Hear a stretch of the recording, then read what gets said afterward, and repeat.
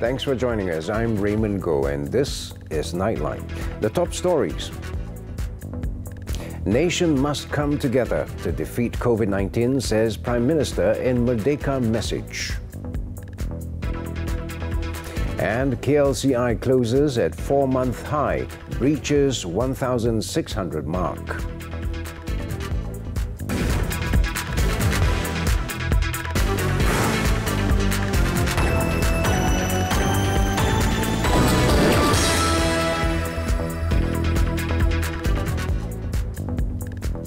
Good morning. Prime Minister Datuk Sri Ismail Sabri Yaakob has called upon Malaysians to band together and set aside their differences to revive the country from the devastating effects of the COVID-19 pandemic.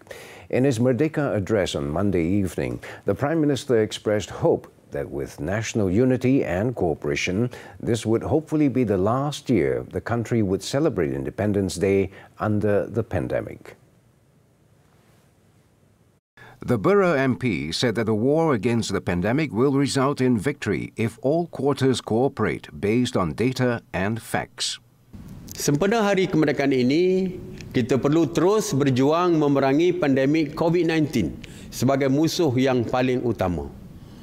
Kejayaan ini akan membolehkan kita membuka jalan pemulihan ekonomi negara dalam norma baru. Ekonomi wajar dipulihkan. Kesejahteraan rakyat perlu ditingkatkan. Keyakinan pelabur harus dikembalikan. Oleh itu, saya ingin menyeru kepada keluarga Malaysia agar segeralah mendapatkan vaksin sebagai salah satu ikhtiar pemulihan negara. Datuk Sri Ismail Sabri said this during a televised speech this evening, his first National Day address as Prime Minister. He added that the economic and health challenges were a double threat to the government and were unlike anything faced by previous leaders. The Prime Minister also touched on the nation's history, particularly the struggles and sacrifices made by past multi-racial leaders and those who died defending the country. Hailing all members of Keluarga Malaysia, a formal concept he recently introduced to encourage cohesion upon the swearing-in as Premier, he extended the highest appreciation to past and late leaders who had made immense contributions to the country. Meanwhile, in a bid to boost the economy and seek the cooperation of business leaders, the Prime Minister will be meeting them soon. Datuk Sri Ismail Sabri said he was confident that political stability and increasing and widespread vaccination rate will be the catalyst for the country to achieve a faster rate of economic growth. In a post on his Facebook page, the Prime Minister noted that in line with this development, he will hold meetings soon with representatives from the industrial sector, chambers of commerce, and also youth entrepreneurs to seek their cooperation in the government's efforts to revive the country's economy. Stressing that one of the government's main objectives was to get the economy back on track after being affected by the COVID-19 pandemic, Datuk Sri Ismail Sabri said he was encouraged by the growth in the stock market. Attached to his post was a graph of the FTSE Bursa Malaysia KLCI from Monday morning, which showed a 6.81-point increase at the start of trading, with a 4.7% rise from the same date a year ago. The local bourse continued its upward momentum at the close on Monday, gaining continued support amid easing political risk and reopening of business activities. Investors appeared to have reacted positively to the Prime Minister's target to achieve a vaccination rate of over 50% of the adult population in 6 states, Perak, Terengganu, Johor, Kota, Kelantan and Sabah, by the end of September, while considering moving the Klang Valley into Phase 2 of the National Recovery Plan. At the close, the bourse ended higher, driven by persistent buying support in selected utilities, as well as telecommunications and media counters. The key index jumped 11.22 points to end 1,601.38 from Friday's close of 1,590.16. A total of 30 cabinet ministers and 37 deputy ministers were sworn in before the Yang di-Pertuan Agong Al-Sultan Abdullah Riayatuddin Al-Mustafa Billah Shah at Istana Negara on Monday. The Raja Permaisuri Agong Tunku Hajah Aziza Amina Maimuna Iskandaria was also in attendance. The new cabinet lineup comprised 31 ministers, including 4 senior ministers and 38 deputy ministers. The ceremony held at Istana Negara began at 2:30 p.m. The ministers were divided into 5 groups, while the deputy ministers into 6 groups, in taking their oath of office before the king. The ceremony then proceeded with the swearing-in of 37 deputy ministers and was concluded with their photo session with both Al-Sultan Abdullah and Tunku Aziza. The signing of the appointment letters was witnessed by Chief Justice Tun Tengku Maimun Tuan Mat and Chief Secretary to the Government Tan Sri Muhammad Zuki Ali. 2 of them were unable to attend the swearing-in ceremony, namely Tan Sri Noh Omar, who is Entrepreneur Development and Cooperatives Minister, as he had been a close contact of a COVID-19 patient, and Deputy Education Minister 2, Dato' Muhammad Alamin, who was tested positive for COVID-19. Prime Minister Datuk Sri Ismail Sabri in the meantime began self-quarantine on Monday for having been a close contact of a COVID-19 patient and was unable to attend the swearing-in of ministers. The Prime Minister's Office, PMO, said in a statement that Datuk Sri Ismail Sabri would not attend the swearing-in of ministers and deputy ministers on Monday before Yang di-Pertuan Agong Al-Sultan Abdullah Riayatuddin Al-Mustafa Billah Shah at the Istana Negara. The PMO statement also said the Prime Minister will also follow virtually the National Day 2021 celebration scheduled for Tuesday at Dataran Pahlawan Negara in Putrajaya. On another matter, the Prime Minister is of the opinion that Klang Valley can now move into Phase 2 of the National Recovery Plan, NRP, as its COVID-19 vaccination rate has surpassed 80%. However, Datuk Sri Ismail Sabri said the matter will be finalized in the Special Committee to address COVID-19 meeting with the Cabinet, which he will be chairing. In his social media post on Monday, he said he was so proud of everyone involved in the remarkable achievement. A day earlier, the Prime Minister said the vaccination rate for the adult population in the Klang Valley had reached 89.5%. The increasing rate of COVID-19 vaccination, especially in the Klang Valley, continues to show positive early signs. Health Director General Tan Sri Dr. Noor Hisham Abdullah said this could be seen through the declining trend of patient admissions to the Intensive Care Unit, ICU, in Klang Valley hospitals. Through a post on his Facebook page, the Health DG said the Sungai Buloh Hospital, for example, had seen a reduction in the number of patients in categories 4 and 5. Therefore, the public who are eligible to receive the complete vaccination dose are reminded to get the vaccine as well as to reduce the risk of serious illness as well as hospitalization and ICU, thus reducing the risk of death due to the pandemic. He also emphasized self-control such as the practice of wearing face masks, avoiding narrow and crowded places, as well as maintaining physical distancing in curbing the spread of COVID-19 infection. The number of new cases reported in Selangor fell below 4,000 for the first time. The last time it was reported to be below 4,000 cases was on July 7, 2021. The Health Ministry said more than 19,628 new cases were detected on Monday, with Selangor recording the highest number of cases with 3,567 cases, followed by Sabah and Johor. A record 295 patients succumbed to the deadly virus, with the brought-in dead cases at 52. The figure brings the country's COVID-19 death toll to 16,382. The number of patients in intensive care units, meanwhile, breached the 1,000 mark, with 476 people in need of ventilators. Of the 36 new clusters detected, 18 were related to workplaces.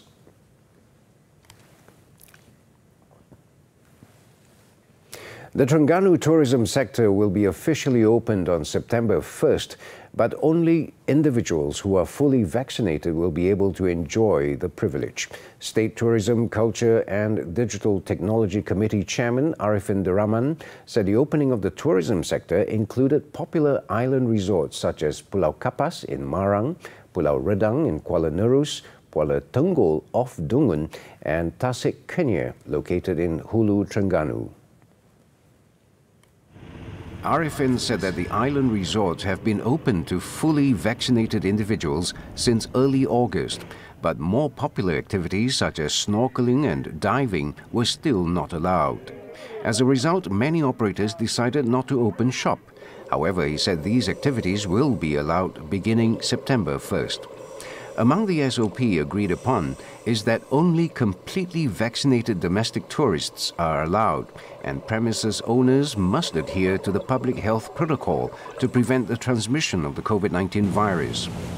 Arifin also said in line with opening of the tourism sector, accommodation services like lodges, homestays and hotels are also allowed to operate.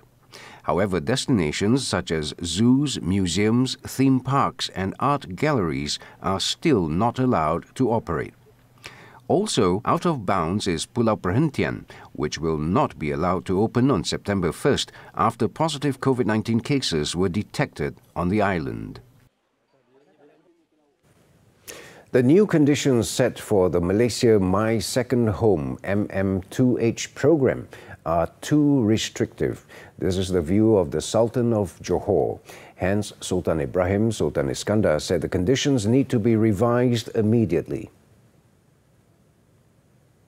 In a social media post on Monday, the Johor ruler said the government should reconsider the new requirements, as it will dampen foreigners' interest in coming to Malaysia and force existing MM2H pass holders to flee the country.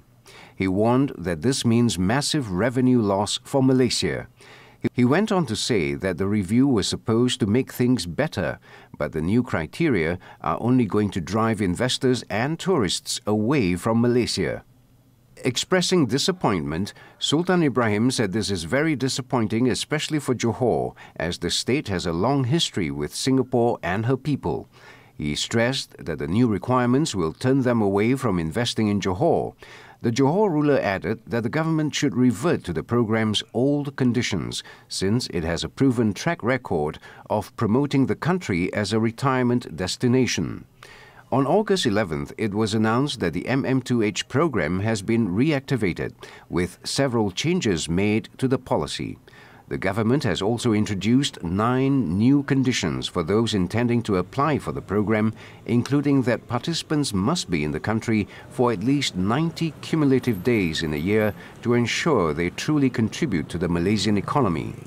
Participants are also required to have an offshore income of at least 40,000 ringgit a month compared to 10,000 previously, and a fixed deposit account with a minimum 1 million ringgit, where 50% maximum withdrawal from a principal amount is allowed for the purpose of buying property, health and children's education. The age for those eligible to apply has now been placed under 2 categories, namely for those between the age of 35 and 49, and the other category is for those 50 years and above. The Sultan said it was not the right time to raise fees, adding that drastic changes like this will tarnish Malaysia's image and will make the nation a laughingstock of the world. Quartet plead not guilty to assaulting fellow Bomo in Kelantan. Details when we return.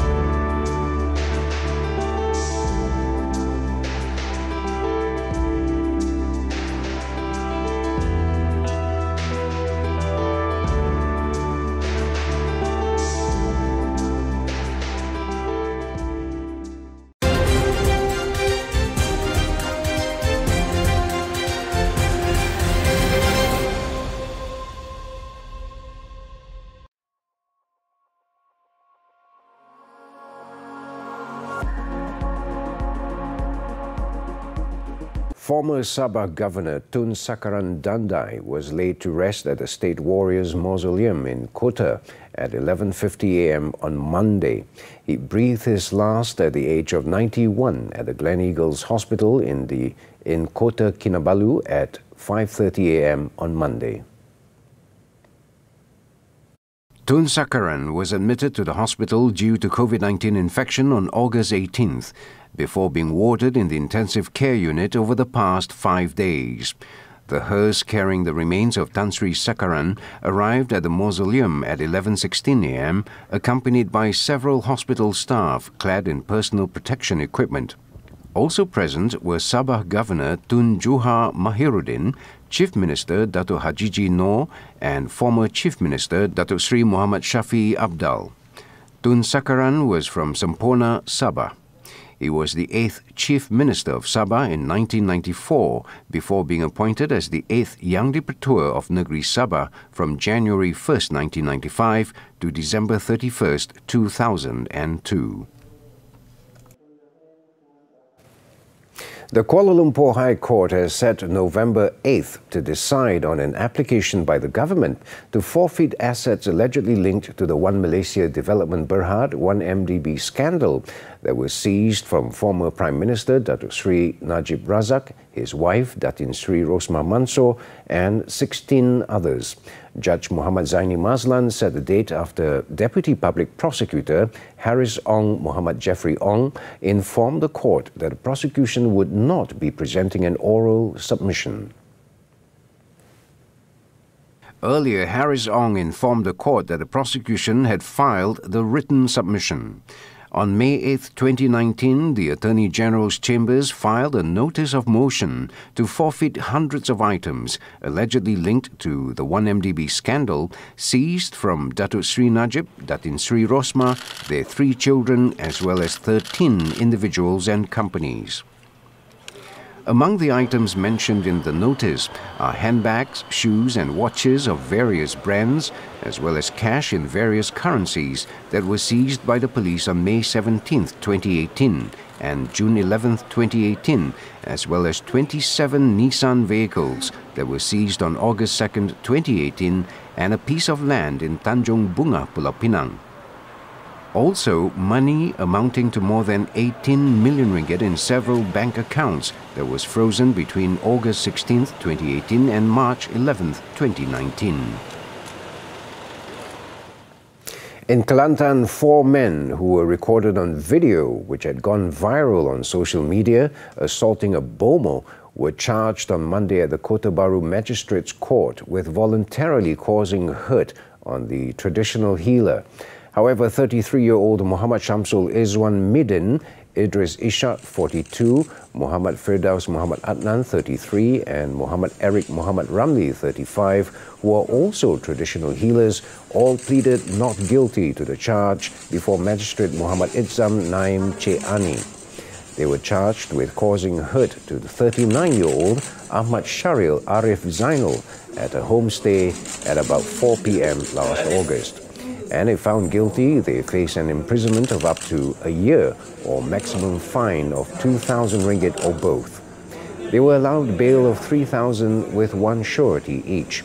The court set October 4th for mention for submission of documents.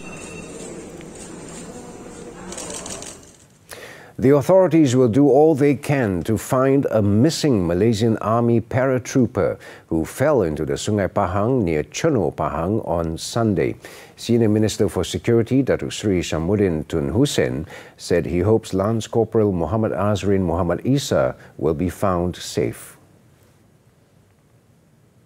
It was reported that Muhammad Azrin, 27 of the 10th Parachute Brigade, fell into the river while participating in the Paratrooper military exercise involving 1,894 personnel in Kampung Batu Bor, Bera. The Malaysian Army is leading the search and rescue operation to find Muhammad Azrin with assistance from the Fire and Rescue Department, the police and the Civil Defence Force. After the break, rockets target US troops as Afghanistan withdrawal enters final stage. Istimewa dalam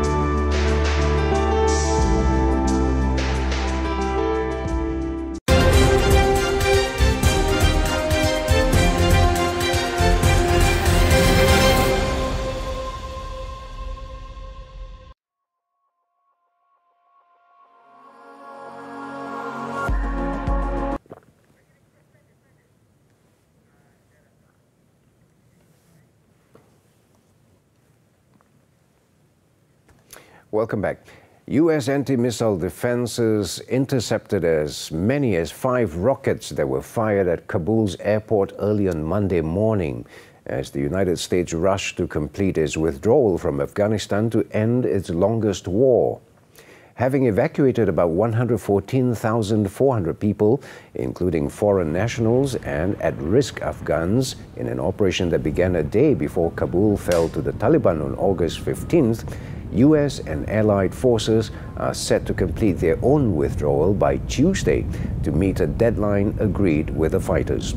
The number of U.S. troops at the airport had fallen to below 4,000 over the weekend, with efforts to depart becoming more urgent after Daesh suicide bomb attacks outside the gates on Thursday killed scores of Afghan civilians and 13 U.S. military personnel.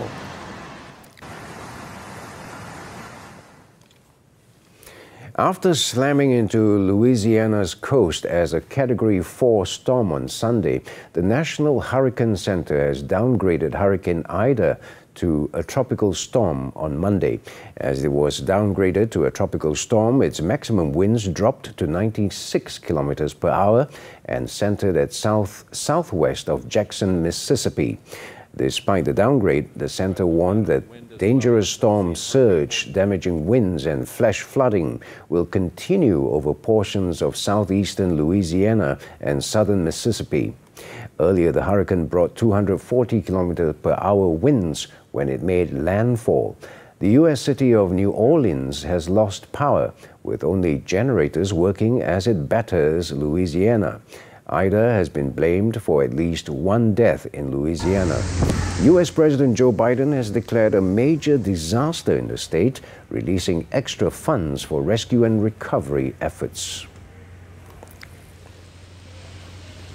In other news, Indonesia's capital Jakarta reopened 600 of its schools on Monday as coronavirus restrictions eased, though a teacher federation urged caution and warned of clusters in classrooms caused by the highly transmissible Delta variant. According to Jakarta Governor Anies Baswedan, 610 of 10,000 schools deemed safe had opened at 50% capacity in a resumption of a trial that started in April. Though vaccinations are not mandatory for at-school learning, Anies said so far 91% of children aged 12 to 18 and 85% of educators have been fully inoculated, while nearly 70% of Jakarta's 10 million population have been vaccinated. This resulted in a significant drop of Jakarta's infection rate, which was at a peak last month that saw Indonesia become Asia's coronavirus epicenter, with more than 4 million cases and 131,000 fatalities overall.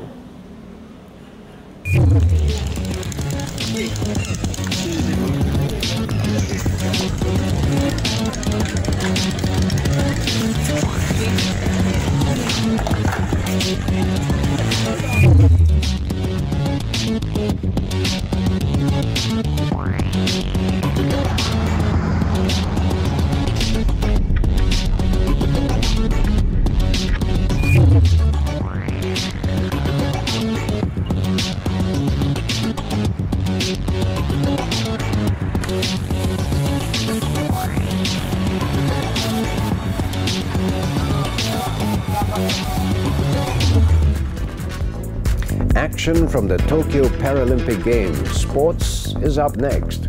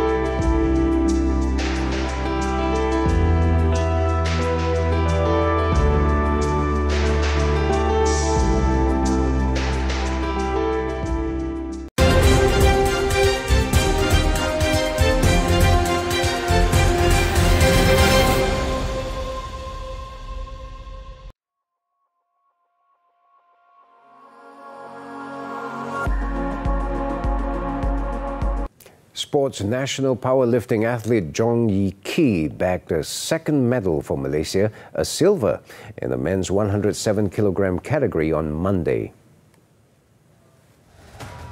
Despite being unsuccessful in his first attempt to lift 230 kilograms, he bounced back to confirm the silver medal in his second attempt, this time lifting 237 kilograms. However, the 32-year-old from Batu Kawah, Kuching, was later unable to improve further when he failed in his third and final attempt to lift 245 kilograms.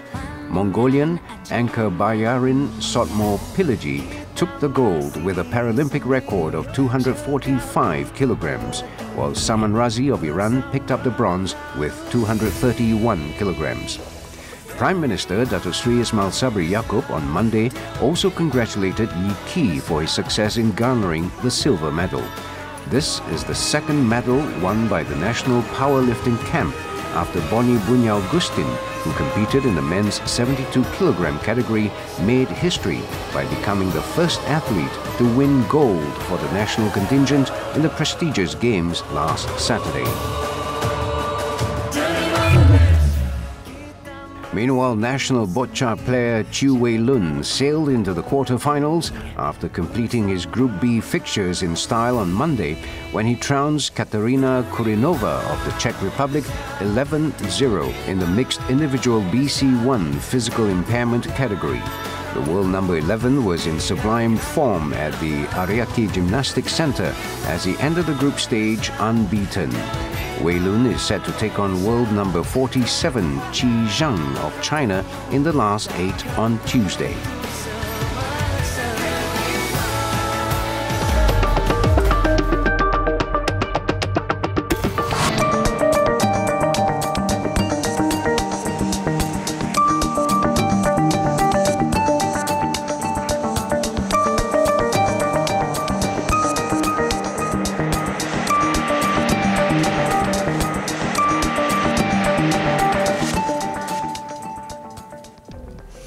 Well, as we wrap up Nightline this time around, let's take a look together as Malaysians in Taman Desa Kundang Rawang compete in a Jalo Gemilang contest in conjunction, of course, with Malaysia's 64th Independence Day.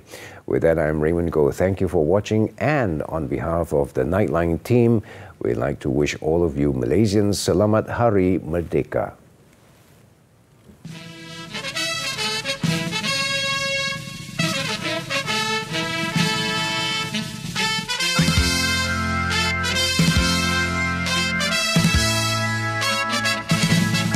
Tanggal 31 bulan 8 57